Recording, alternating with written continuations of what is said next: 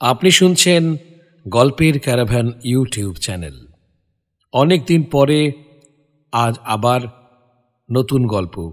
আশা করি আপনারা ভালো আছেন। এই দেরিটুকুর জন্য ক্ষমা চেয়ে নিচ্ছি। আজ শুনবেন আগাথা ক্রিস্টির লেখা উপন্যাস নেমেসিস। শুরু হচ্ছে নেমেসিস প্রথম পর্ব। সেন্ট মেরি মিডে। সেন্ট মেরি মিডে মিস মার্পলের বাড়িতে প্রতিদিন সকালে 2টো খবরের কাগজ আসে। সকালের চায়ে চুমুক দিতে দিতে একটা কাগজে তিনি চোখ বোলান, দ্বিতীয় কাগজটা নিয়ে বসেন বিকেলের দিকে।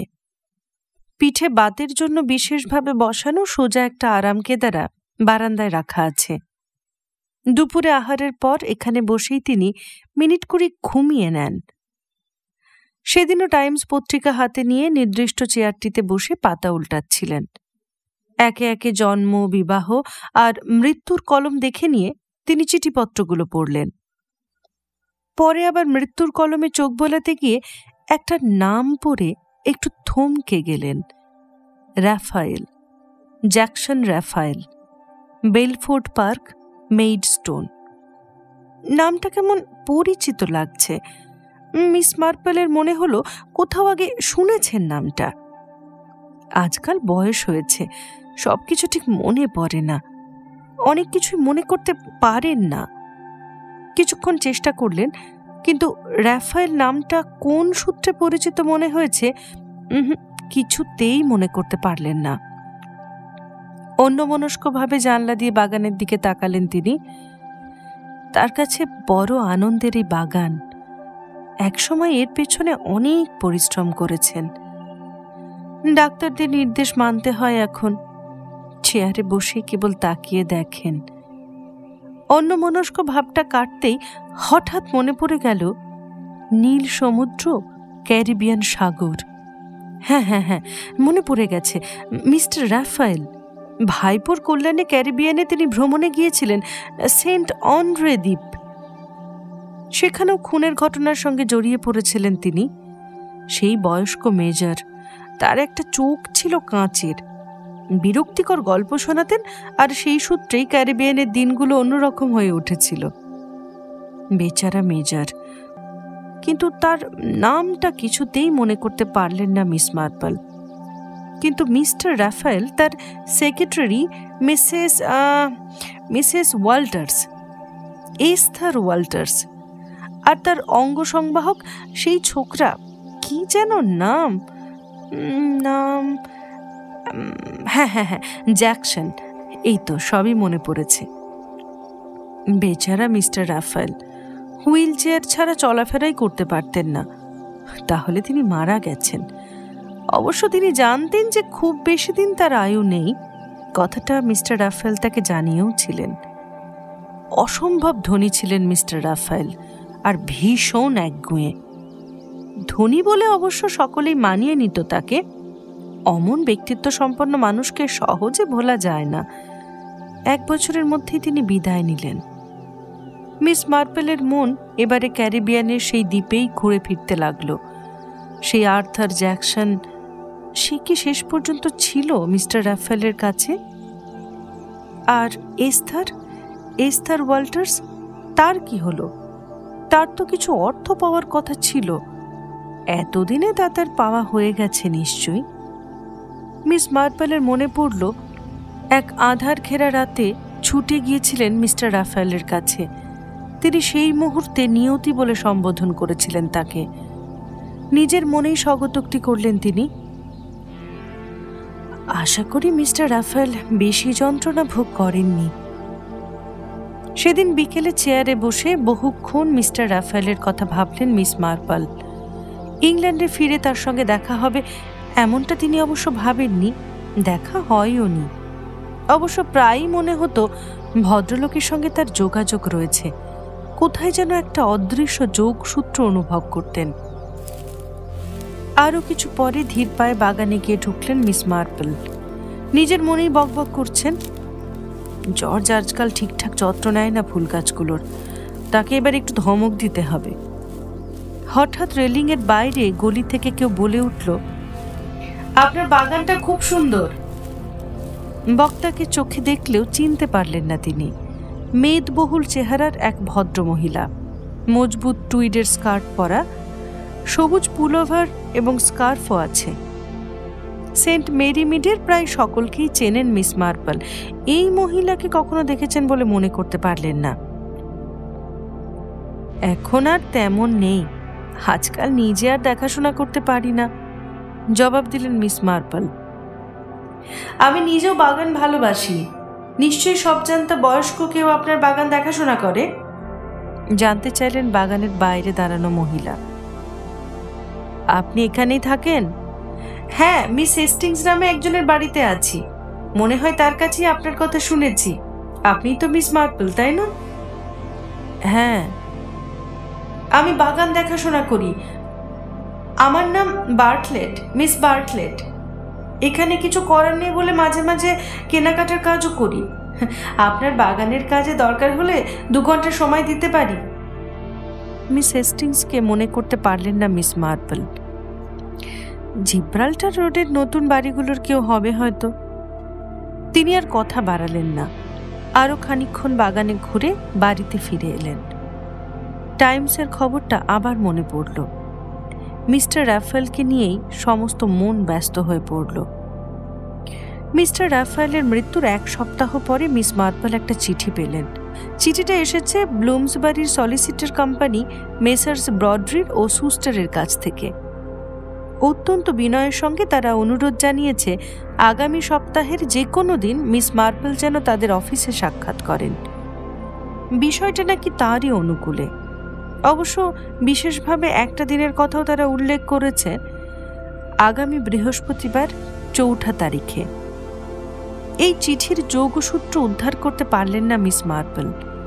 কপালে কুঞ্চন রেখা জাগিয়ে অনেকক্ষণ বসে ভাবলেন। সলিসিটারের চিঠি মানেই মামলা টামলা কিছুর ব্যাপার হবে, এরকম অনুমান করলেন বটে। আবার এমনও হতে পারে মিস্টার রাফায়েল তাকে স্মৃতি হিসেবে কিছু দান করে গেছেন তার উইলে, বই বা এই জাতীয় কিছু। তবে সেসব ডাকে পাঠিয়ে দেওয়াও তো সম্ভব ছিল। কিন্তু আগামী বৃহস্পতিবার তার পক্ষে লন্ডনে যাওয়া সম্ভব হবে না। এখানে মহিলা সমিতির একটা সভায় যোগ দিতে হবে। তিনি পরের সপ্তাহে একটা তারিখ জানিয়ে চিঠি লিখে দিলেন এবং তাদের জবাবি সম্মতিও পেয়ে গেলেন। জবাবি চিঠিতে সই করেছেন J.R. ব্রডরিপ। মিস মার্পল অনুমান করলেন সম্ভবত তিনি কোম্পানির প্রধান অংশীদার। নিজেদের অফিসে বসেছিলেন মিস্টার ব্রডরিপ এবং মিস্টার সুস্টার। আর মিনিট 15-এর মধ্যেই তারা মিস মার্পলকে আশা করছেন সেরকমই চিঠিতে জানিয়েছেন তিনি।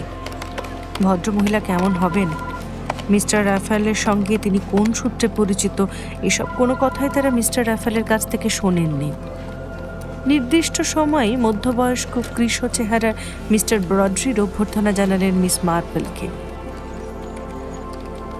ইনি আমাদের অংশীদার মিস্টার সুস্টার। মেদবহুল চেহারার তরুণ ভদ্রলোকের সঙ্গে ব্রডরিপ পরিচয় করিয়ে দিলেন। মিস্টার সুস্টার একটা চেয়ার এগিয়ে দিলেন। ধন্যবাদ জানিয়ে আসন গ্রহণ করলেন মিস মার্পল। সৌজন্যমূলক প্রাথমিক কিছু কথাবার্তার পর মিস্টার ব্রডরিপ আসল প্রসঙ্গের অবতারণা করলেন। মিস রাফায়েলের মৃত্যু সংবাদ সম্ভবত কাগজে আপনি দেখেছেন। হ্যাঁ, কাগজেই দেখেছি। আমাদের ধারণা তিনি আপনার বন্ধু। হ্যাঁ, ওয়েস্ট ইন্ডিজে প্রথমে দেখা হয়েছিল প্রায় বছরখানেক আগে। নিশ্চয় ভালোভাবেই চিনতেন তাকে। সেভাবে বলা যাবে না, দুজনে একই হোটেলে উঠেছিলাম, মাঝে মাঝে কথা হতো। আমি থাকি গ্রামের দিকেই, কাজেই ইংল্যান্ডে ফিরে এসে দেখা সাক্ষাতের প্রশ্ন ছিল না। তিনি খুবই অসাধারণ মানুষ ছিলেন। হ্যাঁ, আপনার সম্পর্কে তার ধারণা খুবই উচ্চ। তার উইলে আপনার জন্য কিছু টাকা রাখা আছে। 1 বছর পরেই তার মালিকানা আপনার হবে। অবশ্য তা হবে তার একটা প্রস্তাবে আপনার সম্মতি অসম্মতির শর্ত সাপেক্ষে। কথা শেষ করে মিস্টার ব্রডরিপ টেবিলের উপর থেকে শিলমোহর আটা একটা দীর্ঘ খাম মিস মার্পলের দিকে বাড়িয়ে দিলেন। এইটা পড়লে আপনি সব জানতে পারবেন। তাড়াহুড়োর কিছু নেই, আপনি মনস্থির করার জন্য সময় নিতে পারেন। সযত্নে খামটা খুলে টাইপ করা কাগজটা বার করলেন তিনি। এটা আপনার হাতে তুলে দিয়ে প্রাপ্য অর্থের কথা জানিয়ে দেওয়ার নির্দেশ আমাকে দেওয়া হয়েছে। অর্থের পরিমাণ হল 20,000 পাউন্ড। 20,000 পাউন্ড? এত টাকা? প্রবল বিষয়ে প্রায় চোখ কপালে উঠল মিস মার্পেলের। এবারে তিনি কাগজের লেখায় চোখ বোলালেন। তারপর মিস্টার ব্রডরিপকে লক্ষ্য করে বললেন, খুবই আশ্চর্যের ব্যাপার। শর্তের কথাটা আপনার নিশ্চয়ই জানা আছে? হ্যাঁ, মিস্টার রাফায়েল আমাকে বলেছিলেন। এর ব্যাখ্যা কিছু? আমি তাকে জানিয়েছিলাম। তিনি ঠিক কি বলতে চাইছেন তা বুঝে ওঠা আপনার পক্ষে হয়তো কঠিন হবে, কিন্তু তিনি কোনো ব্যাখ্যা করেননি। আমাকে এ নিয়ে একটু ভাবতে হবে, বললেন মিস মার্পল। আমার বয়স হয়েছে। 1 বছর পরে টাকাটা নেবার জন্য আমি বেঁচে নাও থাকতে পারি। বুঝতে পারছি না এই ধরনের তদন্তের ব্যাপারে আরো যোগ্য লোকের কথা না ভেবে আমার মতো একজন মৃত্যুপথযাত্রী বৃদ্ধার কথা তিনি কেন ভাবলেন? তিনি আপনাকেই মনোনীত করে গেছেন।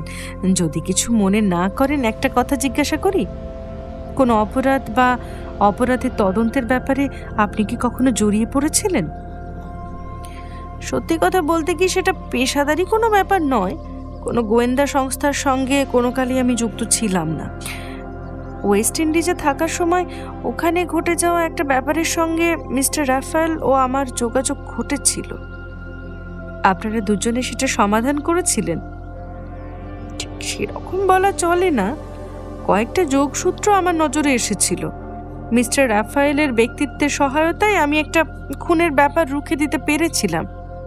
বয়স ও শরীরের কারণে কাজটা আমার একার পক্ষে সম্ভব ছিল না। মিস্টার রাফায়েলও ছিলেন পঙ্গু মানুষ, আর তার একার পক্ষেও সম্ভব ছিল না। বন্ধুর মতো আমরা একসঙ্গে কাজটা করেছিলাম। বক্তব্য শেষ করে উঠে দাঁড়ালেন মিস মার্পল। বললেন, এ সম্পর্কে আর কোনো নির্দেশ পেলে আমাকে জানাবার অনুরোধ করছি, কেননা আমাকে ঠিক কী করার কথা বলা হয়েছে তা এখনো আমার কাছে পরিষ্কার নয়। হ্যাঁ, অবশ্যই। আচ্ছা, মিস রাফায়েলের পরিবারের কারোর সঙ্গে কি আপনি পরিচিত? না, তেমন সুযোগ ছিল না। আকস্মিকভাবে বিদেশে আমরা একটা রহস্যময় ঘটনার সঙ্গে জড়িয়ে পড়েছিলাম এইমাত্র। মিসেস এস্থার ওয়াল্টার্স নামে তার এক সেক্রেটারি ছিলেন। আমার জানা ছিল মিস্টার রাফায়েল তার দলিলে তাকে 50,000 পাউন্ড দিয়ে গেছেন। হ্যাঁ হ্যাঁ হ্যাঁ, তা তিনি পেয়েছেন। তবে মিসেস ওয়াল্টার্স আবার বিয়ে করেছেন। তিনি এখন মিসেস অ্যান্ডারসন। আচ্ছা আচ্ছা, শুনে খুশি হলাম। বেচারি এক মেয়ে নিয়ে বিধবা হয়েছিলেন। চমৎকার মহিলা। নিজের বাড়িতে ফিরে এসে সেদিন সন্ধ্যায় তার নিজস্ব চেয়ারে বসে চিঠিটা খুলে নিয়ে বসলেন। মিস জেন মার্পল, আমার মৃত্যুর পর আমার সলিসিটর মিস্টার জেমস ব্রডরিপের কাছ থেকে এই চিঠি আপনি পাবেন। তিনি বিশ্বস্ত আইনজ্ঞ। আমার অফিস এবং ব্যক্তিগত আইন সংক্রান্ত যাবতীয় কাজের দায়িত্ব তার হাতে। তবে বিশেষ কারণে অনেক ব্যাপারেই মিস্টার ব্রডরিপের অনুসন্ধিৎসা মেটায়নি। কোনো কোনো ব্যাপারে বোঝাপড়া কেবল আমার আর আপনার মধ্যে সীমাবদ্ধ থাকবে। নিয়তি, আমাদের মধ্যে কাজ হবে সাংকেতিক। কি অবস্থায় সম্বোধনটা আমি প্রয়োগ করেছিলাম নিশ্চয়ই আপনার মনে পড়ছে। যে মানুষ অভিজ্ঞ এবং জ্ঞানে সমৃদ্ধ, কাজের প্রতি স্বাভাবিক প্রবণতা যার রয়েছে, দীর্ঘ কর্মময় জীবনে আমি তেমন লোককে দিয়েই কাজ করতে চেয়েছি। হ্যাঁ, সব যোগ্যতাই আপনার মধ্যে আছে, আর আছে ন্যায়ের প্রতি স্বভাবজাত আকর্ষণ। সে কারণে আপনাকে দিয়ে আমি একটা বিশেষ অপরাধের তদন্ত করাতে চাই। আমি জানিয়ে রেখেছি, যদি আপনি আমার এই অনুরোধ অনুমোদন করেন এবং আপনার তদন্তের ফলে ওই বিশেষ অপরাধের মীমাংসা হয়, তাহলে আপনার জন্য নির্দিষ্ট কিছু টাকা সম্পূর্ণভাবেই আপনার হবে। আমার এই উদ্দেশ্য সম্পূর্ণ করার জন্য 1 বছর সময় নির্দিষ্ট রেখেছি। অবশ্যই স্বীকার করব যে আপনার বয়সের কথা আমি বিস্মৃত হইনি। যতদূর দেখেছি আমার ধারণা তরুণী না হলেও আপনি যথেষ্ট শক্ত ধাতের। আমার বিশ্বাস ভাগ্য আপনাকে 1 বছর অন্তত বাঁচিয়ে রাখবে। অপরাধ তদন্তের ব্যাপারে আপনার স্বাভাবিক প্রবণতা ও দক্ষতা রয়েছে। কাজ করবার সময় প্রয়োজনীয় অর্থ আপনাকে পাঠিয়ে দেবার ব্যবস্থাও করা হয়েছে। আশা করি আমার প্রস্তাব আপনার রুচি বিরুদ্ধ মনে হবে না। চোখ বুঝলে আপনাকে এখনো সেই উলবনা অবস্থায় অবিকল দেখতে পাই। বিশেষ করে সেই দিনের কথা আমি কোনোদিন ভুলতে পারি না, যেদিন আপনার দ্বারাই মাঝরাতে ঘুম ভেঙে গিয়েছিল। আপনার মাথার দিকে গোলাপি রঙের এক রাশ পশম জড়ানো ছিল। পশম বোনাটা আপনার প্রাথমিক জীবনে অবিচ্ছেদ্য অঙ্গ হয়ে গেছে আমি জানি। যদি এই বোনার কাজ চালিয়ে যেতে চান, স্বচ্ছন্দে তা করতে পারেন। আর যদি ন্যায় ও সত্যের জন্য কাজ করতে উৎসুক হন, তাহলে আমার প্রস্তাবিত কাজে নিশ্চয়ই উৎসাহ পাবেন। আপনার প্রিয় বন্ধু জেবি রাফায়েল।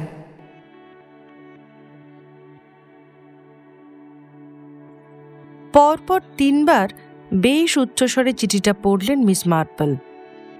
কাজের প্রয়োজনে নির্দিষ্ট কোনো সূত্র বা তথ্য কোথাও পেলেন না। তার মনে হলো মিস্টার ব্রডরিপের কাছ থেকে এরপর কিছু খবর আসা উচিত। অবশ্য যদি না মিস্টার রাফায়েল ইচ্ছে করে ব্যাপারটাকে গোলমেলে করে রাখেন, এটাই তার চারিত্রিক বৈশিষ্ট্য। সব কিছুতে মজা উপভোগ করতে চাইতেন তিনি। এই কারণেই মিস্টার ব্রডরিপের স্বাভাবিক অনুসন্ধিসাও তিনি মেটাননি। মিস্টার রাফায়েল কোনো সূত্রের উল্লেখ না করলেও মিস মার্পল ভাবলেন তাকে সূত্র আবিষ্কার করতেই হবে। তাকে জানতেই হবে কি করতে হবে, কোথায় যেতে হবে বা কোন সমস্যার সমাধান করতে হবে। কাজের খরচের ব্যবস্থা যখন রাখা হয়েছে, অনুমান করা যায় মিস্টার রাফায়েল চেয়েছেন ওয়েস্ট ইন্ডিজ বা দক্ষিণ আমেরিকা বা অন্য কোথাও তিনি যাবেন। মিস মার্পল নিজের মনেই বলে উঠলেন, মিস্টার রাফায়েল, আমি চিরন্তন জীবনে বিশ্বাসী। আমি বিশ্বাস করি কোথাও আপনি নিশ্চয়ই রয়েছেন। আমি জানতে না পারলেও নিশ্চয়ই আপনি আছেন। আমি আপনার ইচ্ছা পূরণের চেষ্টা যথাসাধ্য করব। 3 দিন পর মিস্টার ব্রডরিপ মিস মার্পেলের কাছ থেকে একটা চিঠি পেলেন। চিঠির মূল বক্তব্য ছিল, প্রিয় মিস্টার ব্রডরিপ, মিস্টার রাফায়েলের যে প্রস্তাব আপনি আমার হাতে তুলে দিয়েছিলেন সে সম্পর্কে জানাচ্ছি তার প্রস্তাব আমি গ্রহণ করেছি। জানি না কতটা সফল হব, তার ইচ্ছা পূরণের চেষ্টা যথাসাধ্য করব। যদিও জানি না সফলতা কিভাবে আসবে। কোনো সূত্র বা তথ্যই তিনি রেখে যাননি। আপনার কাছেও রেখে গেছেন বলে তো মনে হয় না। বাস্তবিকই যদি তেমন কিছু থেকে থাকে আমাকে পাঠাতে অনুরোধ করছি। একটা বিষয় আমার কৌতূহল নিশ্চয়ই অসঙ্গত মনে হবে না। জীবনের শেষ দিকে ব্যবসায় বা ব্যক্তিগত জীবনে মিস্টার রাফায়েলের কোনো অপরাধমূলক ঘটনা কি ঘটেছিল? কোনো অন্যায় বিচার বা এই ধরনের কিছু? তার কোনো আত্মীয় কি ইদানিংকালে অন্যায়ভাবে বঞ্চিত বা উৎপীড়িত হয়েছিলেন? আমার বিশ্বাস আপনি বুঝতে পারবেন এইসব কেন আমি জানতে চাইছি। চিঠিটা পড়ে খুশি হলেন মিস্টার ব্রডরিপ। সেটা এগিয়ে দিলেন সুস্টারকে। মনে হয় ব্যাপারটা সম্বন্ধে কিছু জানেন ভদ্রমহিলা। বেশ উৎসাহের সঙ্গে এটা গ্রহণ করেছেন বলে মনে হচ্ছে। চিঠি পড়া শেষ করে মন্তব্য করলেন সুস্টার, মনে হয় না জানতেন।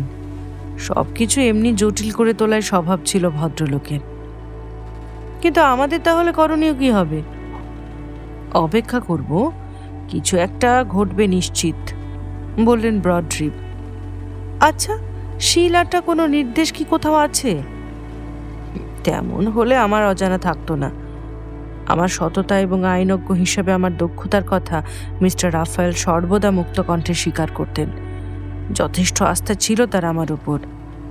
বিশেষ অবস্থার পরিপ্রেক্ষিতে শিলাটা নির্দেশ খুলে দেখতে আমার বাধা নেই, কিন্তু সে অবস্থা এখনো আসেনি। ট্রে থেকে কফির কাপ তুলে নিতে নিতে মিস মার্পল জিজ্ঞাসা করলেন, মিসেস হেস্টিংস নামে একজন এখানে কোন বাড়িতে থাকেন জানো? মিস বার্টলেট নামে একজন বোধহয় তার সঙ্গে থাকে। হ্যাঁ, গ্রামের শেষে নতুন যে বাড়িতে রং হলো ওখানে নতুন এসেছে 2 মহিলা। ওদের নাম জানি না। কেন, কি হয়েছে? বলল চেরি। ওরা কি আত্মীয়? না, মনে হয় বন্ধু হবেন। ও আচ্ছা, একটা চিঠি লিখব, আমার ডেস্কটা একটু পরিষ্কার করে দাও। কাকে লিখবেন, কি ব্যাপার? এক পাদ্রির বোন, মিস ক্যানন প্রেসকটকে। তার সঙ্গেই তো ওয়েস্ট ইন্ডিজে আপনার পরিচয় হয়েছিল, তাই না? মনে হয় অ্যালবামে ছবি দেখেছি। হ্যাঁ, একটা কাজে হাত দিচ্ছি, বোনের সাহায্য দরকার হতে পারে। চেরি আর কিছু জানতে চাইল না। সে চলে গেলে মিস মার্পল চিঠিটা লিখতে বসলেন। প্রিয় মিস প্রেসকট, আশা করি আমাকে মনে পড়বে। ওয়েস্ট ইন্ডিজের আন্ড্রোতে আপনাদের 2 ভাই বোনের সঙ্গে আমার দেখা হয়েছিল। বিশেষ প্রয়োজনে আপনাকে চিঠি লিখছি। মিসেস ওয়াল্টার্স অর্থাৎ এস্থার ওয়াল্টার্সের ঠিকানাটা আমার দরকার। তিনি মিস্টার রাফায়েলের সেক্রেটারি ছিলেন। ক্যারিবিয়ানেই দেখেছিলেন তাকে। বাগানের ব্যাপারে উৎসাহী জেনে তিনি কিছু গাছগাছড়ার ঠিকানা আমার কাছে চেয়েছিলেন, তখন সেটা দিতে পারিনি। শুনেছি এস্থার ওয়াল্টার্স আবার বিয়ে করেছেন। আপনি তার বিষয়ে নিশ্চয়ই খবর রাখেন, তার ঠিকানাটা জানালে বাধিত হব। প্রীতি সহ আপনার একান্ত জেন মার্পল। চিঠিটা ডাকে দেবার পর চটজলদি উত্তরও পেয়ে গেলেন মিস মার্পল। সুন্দর একটা চিঠির সঙ্গে ঠিকানাটাও জানালেন তিনি। মিস প্রেসকট জানালেন, এস্থার ওয়াল্টার সম্পর্কে বিশেষ কিছু শুনিনি। এক বান্ধবীর কাছে শুনেছিলাম তার নাম এখন মিসেস স্যান্ডারসন বা অ্যান্ডারসন। তার ঠিকানা এই সঙ্গে পাঠালাম। অ্যালটনের কাছে উইন্সলো লজে তার সঙ্গে যোগাযোগ করতে পারেন। আমরা ইংল্যান্ডের 2 প্রান্তের অধিবাসী। উত্তর ও দক্ষিণ প্রান্তের দূরত্ব এমনই যে আমাদের দেখা সাক্ষাৎ ভাগ্যের দাক্ষিণ্য ছাড়া সম্ভব হবার নয়। আশা করি ভবিষ্যতে একদিন অবশ্যই দেখা হবে। অ্যালটন খুব বেশি দূরে নয়, তবে ট্যাক্সিতে গেলে বেশ খরচ পড়বে। মিস মার্পল ঠিক করলেন চিঠি আর লিখবেন না, হয়তো এতদিনে মনেই করতে পারবে না। ওর সঙ্গে যোগাযোগের ব্যাপারটা ভাগ্যের হাতে ছেড়ে দেওয়াই বরং ভালো। অবশ্য এটা ঠিক যে ক্যারিবিয়ানে এস্থারকে খুন হওয়া থেকে তিনিই রক্ষা করেছিলেন, যদিও এস্থার তা বিশ্বাস করেনি। এখন তার কাছ থেকে কোনো খবর বার করাও নিশ্চয়ই কষ্টকরই হবে। অন্যভাবে সেই চেষ্টা করতে হবে। পরদিন সকালেই ট্যাক্সিকে খবর দিয়ে রাখা হলো। 11:30 নাগাদ ট্যাক্সি উপস্থিত হলে মিস মার্পল চেরিকে বললেন, একজনের সঙ্গে দেখা করতে যাচ্ছি। তুমি এই নম্বরে ফোন করে দেখো মিসেস অ্যান্ডারসন আছেন কিনা। তিনি যদি নিজে ফোন ধরেন বলবে এক মিস্টার ব্রডরিপ তার সঙ্গে দেখা করতে চান। তোমাকে তার সেক্রেটারি বলে পরিচয় দেবে, আর যদি বাড়িতে না থাকেন কখন ফিরবেন জেনে নিও। নির্দেশ মতো ফোন করলো চেরি। জানা গেল মিসেস অ্যান্ডারসন বাড়িতে নেই, তবে দুপুরে খাওয়ার সময় ফিরে আসবেন। মিস মার্পল বললেন, ব্যাপারটা তাহলে সহজ হয়ে গেল। যাক, আমি ঘুরে আসি। কথা শেষ করে ট্যাক্সিতে গিয়ে উঠলেন তিনি। সুপারবাজার থেকে বেরিয়ে নিজের গাড়ির দিকে যাওয়ার সময় এক ভদ্রমহিলার সঙ্গে আচমকা ধাক্কা লেগে গেল এস্থার অ্যান্ডারসনের। মাফ করবেন, ঘুরে দাঁড়িয়ে ক্ষমা চাইলেন তিনি। অন্য মহিলা সবিস্ময়ে অস্ফুট শব্দ করে উঠল, মিসেস ওয়াল্টার্স না? কি আশ্চর্য! আমি জেন মার্পল। ক্যারিবিয়ানি এক হোটেলে আমাদের দেখা হয়েছিল, বছর 1.5 হবে। মিস মার্পল, তাই তো, আপনার সঙ্গে দেখা হয়ে গেল। আশ্চর্য!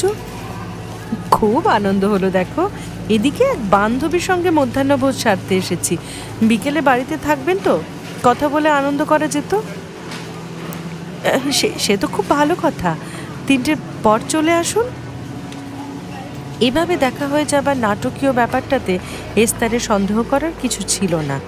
এরকম আকস্মিক দেখা সাক্ষাৎ তো পরিচিতদের মধ্যে যে কোনো সময় হতেই পারে। কাঁটায় কাঁটায় বিকেল 3টে মিস মার্পল উইন্সলো লজে উপস্থিত হলেন। পুরনো বন্ধুদের সঙ্গে দেখা হলে কি ভালো লাগে। আপনার সঙ্গে লন্ডনে বা হার্ডেতেও তো দেখা হতে পারত, বললেন মিস মার্পল। তাই তো, এটা তো আপনার এলাকা নয়।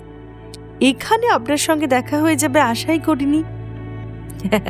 এখান থেকে সেন্ট মেরি মিট বেশ দূরে নয় অবশ্য, মাত্র 25 মাইল। আপনি এখানে থাকেন আমার ধারণাই ছিল না।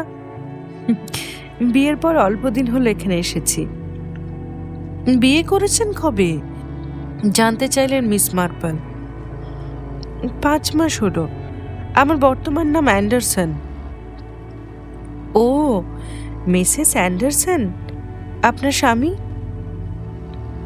একজন ইঞ্জিনিয়ার, আমার চেয়ে বয়স একটু কম, বললেন এস্থার। তাই ভালো, চমৎকার লাগছে আপনাকে, বাড়িটাও চমৎকার। মিস মার্পল চারিদিকে তাকিয়ে প্রাচুর্যের ছাপ উপলব্ধি করলেন। ঘরে দামি আসবাব, পর্দা। মিস মার্পল উপলব্ধি করলেন মিস্টার রাফায়েলের কাছ থেকে পাওয়া অর্থই নিশ্চয়ই এই প্রাচুর্যের কারণ। এস্থার জিজ্ঞাসা করল, মিস্টার রাফায়েলের মৃত্যুর খবর নিশ্চয়ই কাগজে দেখেছেন? হ্যাঁ, মাসখানেক আগে দেখেছি। খুবই দুঃখ পায়। অসাধারণ মানুষ ছিলেন। সত্যি এক অদ্ভুত মানুষ ছিলেন। যথেষ্ট ভালো মাইনে দিতেন আমাকে, তবু বেশ মোটা অঙ্কের অর্থ আমাকে দিয়ে যান। ওরকম মানুষই ছিলেন তিনি, বললেন মিস মার্পল। তার সেই লোকটি, কি যেন নাম? মিস্টার জ্যাকসনের কথা বলছেন? হ্যাঁ হ্যাঁ হ্যাঁ হ্যাঁ হ্যাঁ। মিস্টার রাফায়েল তাকেও কিছু দিয়ে গেছেন নাকি? না, জ্যাকসনকে কিছু দিয়ে যাননি, তবে গত বছর তাকে কিছু চমৎকার উপহার দিয়েছিলেন। জ্যাকসনের সঙ্গে আর দেখা সাক্ষাৎ হয়? দ্বীপ থেকে আসার পর হয়নি। মনে হয় ইংল্যান্ডে ফিরে মিস্টার রাফায়েলের কাছে ছিল না। শুনেছিলাম জার্সি বা গুয়ের্নসির এক লর্ডের কাছে কাজ করছে। মিস্টার রাফায়েলের সঙ্গে একবার দেখা হলে খুব খুশি হতাম। একটা সময় আমরা ঘনিষ্ঠভাবে কাজ করেছি, অথচ কিছুই জানি না তার সম্পর্কে। তিনি মস্ত ধনী ছিলেন, সকলের মতো কেবল এই কথা আমিও জানি। ওর ছেলে মেয়ে, স্ত্রী, এরা। হাসলেন এস্থার অ্যান্ডারসন। বললেন, উনি বিপত্নিক ছিলেন। সম্ভবত বিয়ের কিছুকাল পরেই তার স্ত্রী বিয়োগ হয়েছিল।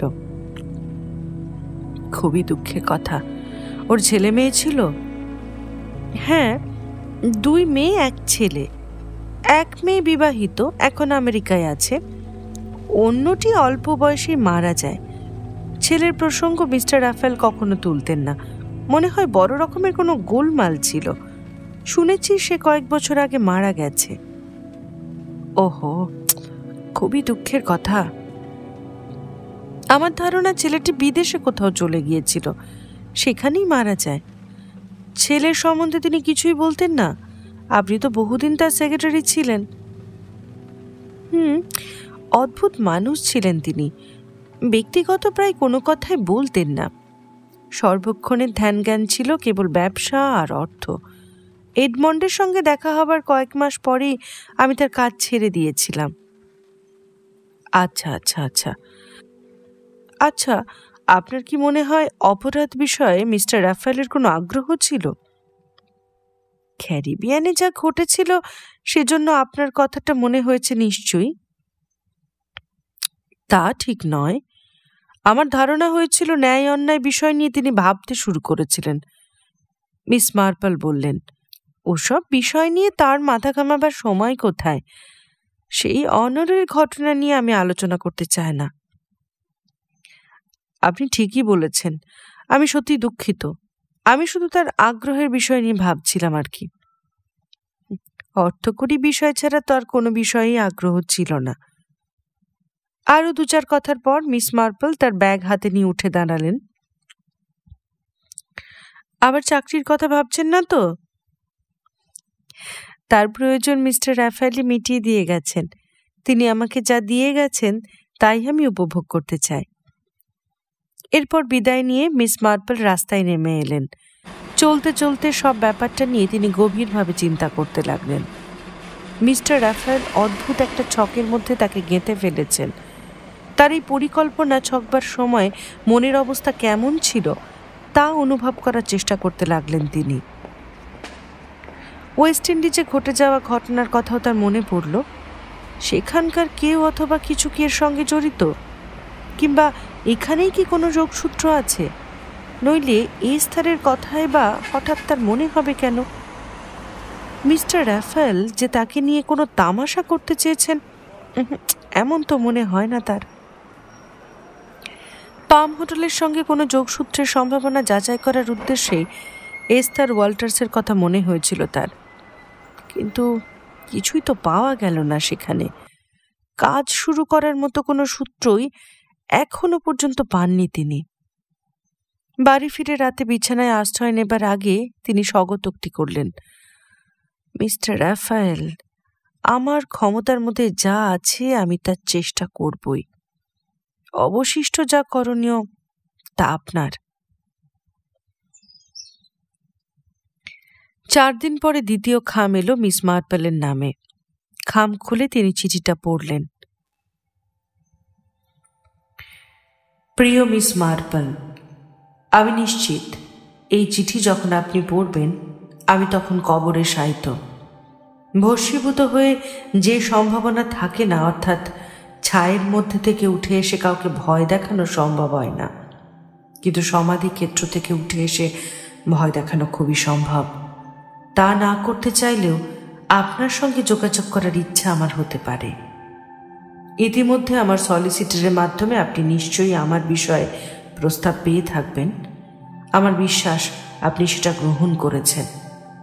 অবশ্য এই ব্যাপারটা আপনার ইচ্ছা অনিচ্ছার উপরেও সম্পূর্ণ ছেড়ে দিয়েছি। আমার সলিসিটরদের যেভাবে নির্দেশ দেওয়া আছে, যদি তারা তা যথাযথ সম্পাদন করে তাহলে এই চিঠি আপনার হাতে পৌঁছবার কথা এ মাসের 11 তারিখ। আজ থেকে 2 দিন পরে আপনি লন্ডনের কোনো ভ্রমণ সংস্থার কাছ থেকে সংবাদ পাবেন। আমার ধারণা ওদের প্রস্তাব আপনার খারাপ লাগবে না। এ ব্যাপারে আপনি নিশ্চয়ই ভালো মন রাখবেন। তবে এইটুকু কেবল আমার বলার যে নিজের সম্বন্ধে সতর্ক থাকবেন। আপনি বিচক্ষণ, আমি জানি আপনি তা পারবেন। আপনার শুভ হোক, আর শুভ দেবদূতেরা পাশে থেকে আপনাকে রক্ষা করুন, তা আপনার জন্য প্রয়োজন হতে পারে। আপনার প্রিয় বন্ধু জেভি রাফায়েল। এই চিঠি পাবার ঠিক 2 দিন পরেই ডাক বিভাগ গ্রেট ব্রিটেনের ফেমাস হাউসেস অ্যান্ড গার্ডেন্সের একটি চিঠি তার হাতে পৌঁছে দিল। চিঠিটি এরকম: প্রিয় মিস মার্পল, প্রয়াত মিস্টার রাফায়েলের কৃত ব্যবস্থা অনুযায়ী আমাদের 37 নম্বর ভ্রমণ সূচির বিবরণ আপনাকে পাঠালাম। আগামী বৃহস্পতিবার 17 তারিখে লন্ডন থেকে ভ্রমণ যাত্রা শুরু হবে। আপনার পক্ষে যদি আমাদের লন্ডন অফিসে আসা সম্ভব হয়, এই ভ্রমণের সহযোগী মিসেস স্যান্ডবার্ন সকল বিবরণ জানাতে পেরে খুশি হবেন। আমাদের ভ্রমণের সময়কাল 2 বা 3 সপ্তাহের মধ্যে স্থায়ী হয়। মিস্টার রাফায়েলের মতে এই বিশেষ ভ্রমণ আপনার কাছে খুবই গ্রহণীয় হবে, কেননা লন্ডনের যে এলাকা দেখানো হবে সম্ভবত তা আপনার অদেখা। চমৎকার দৃশ্য এবং বাগান দেখবার সুযোগ রয়েছে। তিনি আমাদের পক্ষে আনুষঙ্গিক সর্বোত্তম ব্যবস্থারই বন্দোবস্ত করে গেছেন। আমাদের বার্কলে স্ট্রিটের অফিসে কবে আপনার পক্ষে আসা সম্ভব জানালে বাধিত হব। চিঠিটা সযত্নে ভাঁজ করে রেখে মিস মার্পল সঙ্গে সঙ্গেই তার 2 বান্ধবীকে ফোন করলেন। তিনি জানতেন তারা আগে ফেমাস হাউসেস অ্যান্ড গার্ডেন্সের সঙ্গে ভ্রমণে গেছিলেন। বন্ধুদের দুজনেই জানিয়ে দিলেন এই ভ্রমণ সংস্থার ব্যবস্থাদি খুবই ভালো, তবে যথেষ্ট ব্যয়বহুল। এরপর তিনি বার্কলে স্ট্রিটে ফোন করে জানিয়ে দিলেন সামনের মঙ্গলবারে তিনি তাদের সঙ্গে দেখা করবেন। মঙ্গলবারে নিজের সুটকেস গুছিয়ে নিয়ে চেরিকে সব বুঝিয়ে দিয়ে মিস মার্পেল লন্ডনে গেলেন। সেখানে এক সাধারণ হোটেলে ঘর নিলেন। তারপর নির্দিষ্ট সময়ে ট্যাক্সি ধরে বার্কলে স্ট্রিটের অফিসে পৌঁছলেন। বয়স 35 বছরের এক সুদর্শনা মহিলা তাকে অভ্যর্থনা জানালেন। মহিলার নাম মিসেস স্যান্ডবার্ন। বিশেষ ভ্রমণ তারই তত্ত্বাবধানে সম্পন্ন হবে। প্রাসঙ্গিক 2-4 কথার পরে মিসেস স্যান্ডবার্ন জানালেন, মিস্টার রাফায়েল এই বিশেষ ভ্রমণের সমস্ত খরচ মেটানোর ব্যবস্থা করে গেছেন। আপনারা জানেন যে তিনি মারা গেছেন? জানতে চাইলেন মিস মার্পল। হ্যাঁ, কিন্তু এই ব্যবস্থা তিনি মৃত্যুর আগেই করে গেছেন। তিনি বলেছিলেন তার শরীরের অবস্থা ভালো নয়, তাই বন্ধুদের জন্য একটু ভ্রমণের ব্যবস্থা করে যেতে চান। বৃহস্পতিবার দিনে বিশেষ ভ্রমণ যাত্রা শুরু হলো। খুব আরামপ্রদ আর বিলাসবহুল এক গাড়িতে ভ্রমণার্থীরা উঠে বসলেন। লন্ডনের বাইরের উত্তর পশ্চিম দিকের পথ ধরে গাড়ি এগিয়ে চলল। নিজের সিটে বসে মিস মার্পল যাত্রীর তালিকায় চোখ বুলিয়ে নিতে লাগলেন। ভ্রমণের দর্শনীয় স্থান ও দৈনন্দিন খুঁটিনাটিও তাতে লেখা ছিল। Mrs Riseley Porter, Miss Joanna Crawford, Colonel ও মিসেস ওয়াকার, মিস ও Mrs H T. Butler, Miss Elizabeth Temple, Professor Wanstead, Mister Richard Jameson, Miss Lumley, Miss Bentham, Mister Caspar, Miss Cooke, Miss Barrow, Mister Emlyn Price, Miss Jane Marple. এই হলো ভ্রমণার্থী তালিকা। তাদের মধ্যে তাকে নিয়ে 4 জন বয়স্ক মহিলা, মিস স্যান্ডবার্ন আর তাকে বাদ দিয়ে মোট 15 জন যাত্রী। মিস মার্পল ভাবলেন, এই 15 জন যাত্রী কোনো ব্যাপারে অবশ্যই গুরুত্ব আছে, সেই কারণেই এই কোচে তার ভ্রমণের ব্যবস্থা করা হয়েছে। হয়তো কোনো খবরের যোগসূত্র কিংবা অপরাধের সূত্র এখান থেকে পেতে পারেন। খোদ খুনিকে পাওয়া অসম্ভব নয়। এই হত্যাকারী হয়তো ইতিমধ্যে কোনো হত্যাকাণ্ড ঘটিয়েছে কিংবা সম্ভাব্য খুনের জন্য নিজেকে প্রস্তুত করে নিচ্ছে। মিস্টার রাফায়েল হয়তো এভাবে তার বুদ্ধিবৃত্তির পরীক্ষা করে থাকবেন, অসম্ভব তো কিছুই নয়। মিস মার্পল ভাবলেন, এই লোকগুলো সম্পর্কে তার খাতায় টুকে রাখবেন। অন্য যে 2 জন ভদ্রমহিলা আলাদাভাবে ভ্রমণ করছেন, তাদের দুজনেরই বয়স 60-এর কাছাকাছি। একজন বেশ সুবেশা, তার সঙ্গে রয়েছে 18-19 বছরের একটি মেয়ে, মহিলার ভাইজি। মেয়েটি মহিলাটিকে ডেরাল্ডাইন পিসি বলে সম্বোধন করছে। মেয়েটি সুদর্শন আর বেশ স্মার্ট। মিস মার্পেলের সামনে বসেছিলেন মেদবহুল বড়সড় চেহারার এক মানুষ। মুখখানা গোলাকৃতি হতে হতে কেমন চৌকো হয়ে গেছে। মাথায় ধূসর ঘন চুল, ঘন লোমশ ভ্রু। ভদ্রলোকের পাশেই বসেছিলেন এক দীর্ঘাকৃতি বিদেশি। অদ্ভুত ভঙ্গিতে হাত মুখ নেড়ে অনর্গল কথা বলে চলেছেন সহযাত্রীর সঙ্গে। কখনো ইংরেজি, কখনো ফরাসি বা জার্মান ভাষা বেরিয়ে আসছে তার মুখ থেকে। মেদবহুল ভুরুর মানুষটি একইভাবে নানা ভাষায় সঙ্গীর কথার জবাব দিয়ে চলেছেন। আকার আকৃতি দেখে মিস মার্পেলের ধারণা হলো, মেদবহুল ভদ্রলোক নিশ্চয় প্রফেসর ওয়ানস্টেড হবেন, আর অদ্ভুত বিদেশিটি মিস্টার ক্যাসপার। এই দুজনের সামনে 60 বছরের মহিলাটি বেশ দীর্ঘাঙ্গী, এ বয়সেও যথেষ্ট সুন্দরী, বেশ লক্ষণীয় ব্যক্তিত্ব, নিচু কণ্ঠে কথা বলছেন। কোচে 2 জোড়া দম্পতি রয়েছেন, একজন আমেরিকান মধ্যবয়স্ক, স্ত্রীর অনুগত বোঝা যাচ্ছে। স্ত্রীটি বেশ বাচাল। অন্য দম্পতি ইংরাজ, মধ্যবয়স্ক।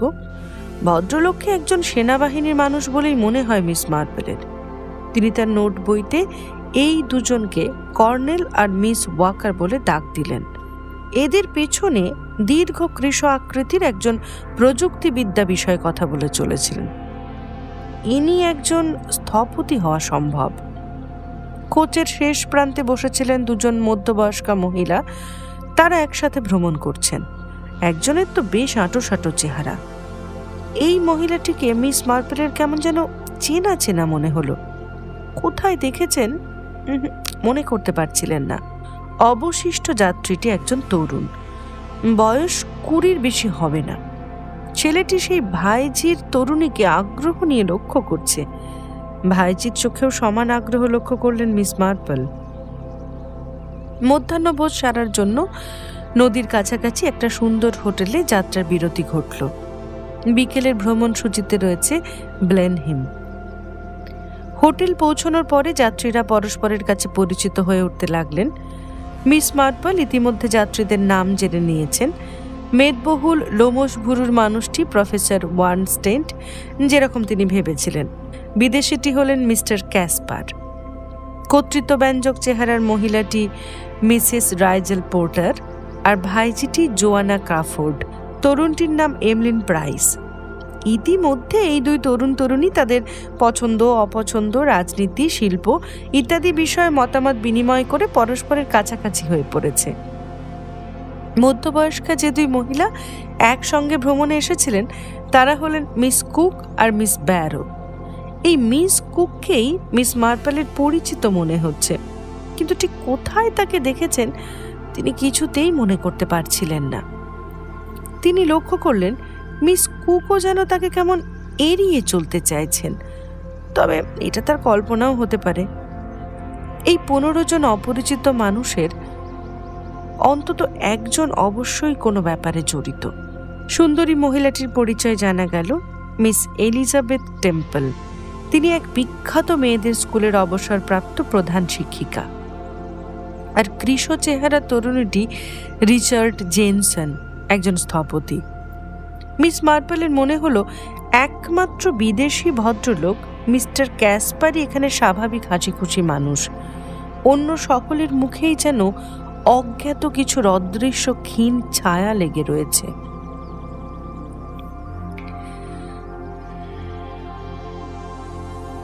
রাত্রে শুতে যাওয়ার আগে যাত্রীদের যাচাই করে তার যা যা মনে হয়েছে তা নোটবুকে টুকে নিলেন।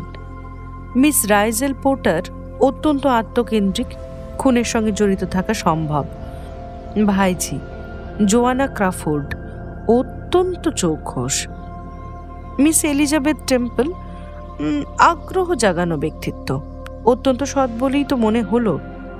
এমন একজনের সঙ্গে পরিচয়ের সুযোগ টুযোগ ঘটুক, হয়তো মিস্টার রাফেলের তাই ইচ্ছা ছিল।